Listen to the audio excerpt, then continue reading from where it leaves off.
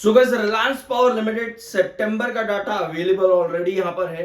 क्या क्या देखने को मिला है सितंबर के डाटा में उसको यहां पर समझेंगे। क्वार्टर टू की डेट्स यहां पर रिजल्ट्स अभी कंपनी ने अनाउंस नहीं किए, लेकिन चैनल पर ऑलरेडी हमने क्वार्टर टू का एक प्री एनालिसिस ऑलरेडी ले रखा है, उसको जरूर जाकर के चेकआउट कर लेना। और चार्ट पैटर्न पर आज एक घंटे के सेशन के अंदर क्या क्या हुआ है और 44 का बेस आज के सेशन पर पूरा देखने को मिला, सब चीज यहां पर समझेंगे। We are NISM 7 certified, subscribe कर देना जरूर। चलते हैं आगे और शुरुआत करते हैं आज के सेशन से। 44 आज ओपनिंग 44.17, 44.80 आज के दिन का हाई, 44.16 आज के दिन का लो, यानी कि आज के दिन की पूरी कहानी सिर्फ और सिर्फ 44 रुपए के एक बेस पर, एक इंपॉर्टेंट बेस पर देखने को मिली है। अब ये 44 आपको याद ही होगा अच्छी तरह से अगर आप चैनल पर रेगुलर हो। अब आते हैं आपके सितंबर के होल्डिंग पैटर्न पे। प्रमोटर होल्डिंग सेम है 24.98%, लेकिन FIS की होल्डिंग यहां पर इंक्रीज हुई है। कितनी? 0.16%। 0.16% आपके FIS की होल्डिंग इंक्रीज हुई है। और DIS की होल्डिंग कितनी इंक्रीज हुई है आपकी? 0 पॉइंट समथिंग 9 और 5 14, 0.14% आपके DIS की होल्डिंग इंक्रीज हुई है। यानी FIS और DIS जुलाई 1 से लेकर के 30 सितंबर तक बायर देखने को मिले इस बीच में, वेयर पब्लिक की सेलिंग देखने को मिली है 0.30% की। यानी कि जो माल पब्लिक ने बेचा भैया वो FIS और DIS ने यहां पर उठाया है 1 जुलाई से लेकर के 30 सितंबर के बीच में। अब इस डाटा को एक बार चार्ट पैटर्न पे रखते हैं, ठीक है। तो ये है आपका चार्ट पैटर्न। 1 जुलाई को आप थे ऑलमोस्ट टॉप पर, रिलायंस पावर के 2025 के हाईएस्ट प्राइस पर थे ऑलमोस्ट आप 1 जुलाई को। और सितंबर 30 को थे आप 44 के बेस के पास में। यानी कि अगर आप हाई देखोगे लगभग 76 के आसपास का हाई था, लगभग 76 के आसपास हाई था आपका रिलायंस पावर का 1 जुलाई के आसपास।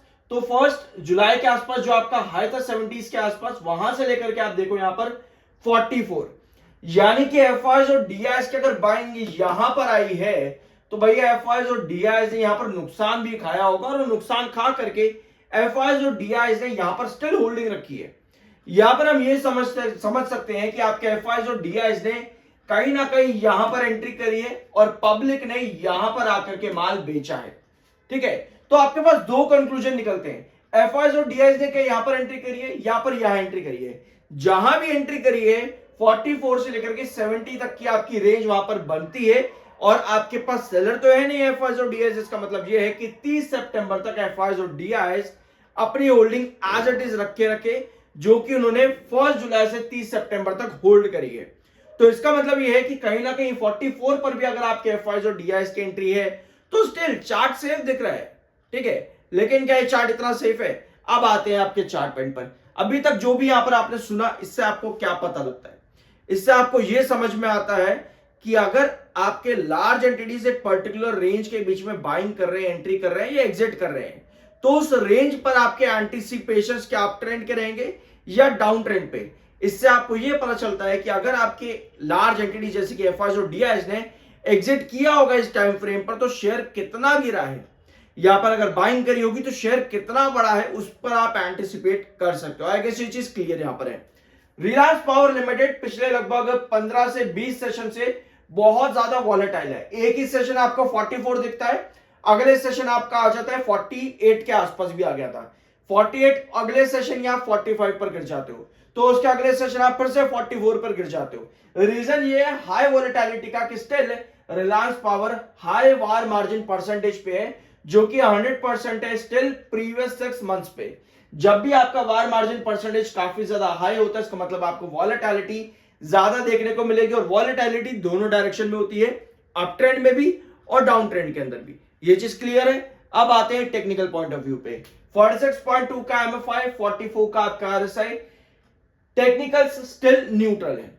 अब आते हैं चार्ट पैटर्न पर और देखते हैं यहां पर क्या कंडीशन अभी चार्ट पैटर्न पर बनी हुई है, ठीक है। सब्सक्राइब कर दिया करो, अच्छा लगता है। ये है आपका 44 का बेस, एक बार, दो बार, तीन बार, चार बार। अभी भी आप 44 पर काम कर रहे हो, पांचवी बार, लगभग 4 बार आपको यहां से अच्छी रिकवरी बनी है। एक बार आप गए थे कहां तक, अराउंड 50 51.50 के आसपास, 51.50। एक बार आप यहां तक गए थे। अगली बार आप रिस्ट्रिक्ट करें कहां तक, अराउंड 49 तक। अगली बार आप 49 48 है बेसिकली, यहां पर ये 48 तक अगली बार आप रिस्ट्रिक्ट करें। नेक्स्ट आप फिर से रिस्ट्रिक्ट करें कहां पे, 48 पे। उसके बाद आप फिर रिस्ट्रिक्ट करें 48 पे। उसके बाद अब आपकी जो कहानी यहां पर बन रही है, अब आप रिस्ट्रिक्ट कर रहे हो 46 पर। ये आपकी कहानी। यहां पर अगर हम और अप्रोप्रिएट लिए तो 47.30 के आसपास। ये सभी आपके रिस्ट्रिक्शन जोन आपके सामने निकल कर आते हैं और एक बेस आपका बनता है 44 का। अब आपको यहां क्या नजर आ रहा है अप्रोप्रिएटली, अगर हम देखें, टॉप का रिस्ट्रिक्शन आपका दिखा अगस्त के लास्ट वीक में, ठीक है। फिर आप आते हो सितंबर के फर्स्ट वीक में 48 का रिस्ट्रिक्शन दिखा, फिर से 48 का रिस्ट्रिक्शन, फिर आपके रिस्ट्रिक्शन गिर जाते हैं अक्टूबर के मिड में 46 पर या फिर 47.30 पे। यानी कि पिछले लगभग 3 महीनों के अंदर आपके रिस्ट्रिक्शन 51.50 से आपके रिस्ट्रिक्शन 51.50 से 46 तक ड्रॉप हो चुके हैं पिछले 3 महीनों के अंदर।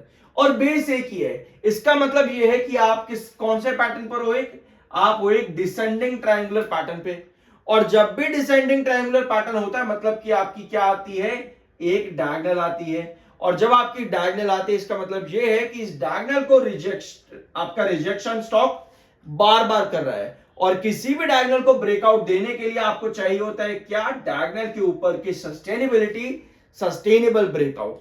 अब आते हैं, थोड़ा जूम इन करते हैं इसको यहां पे।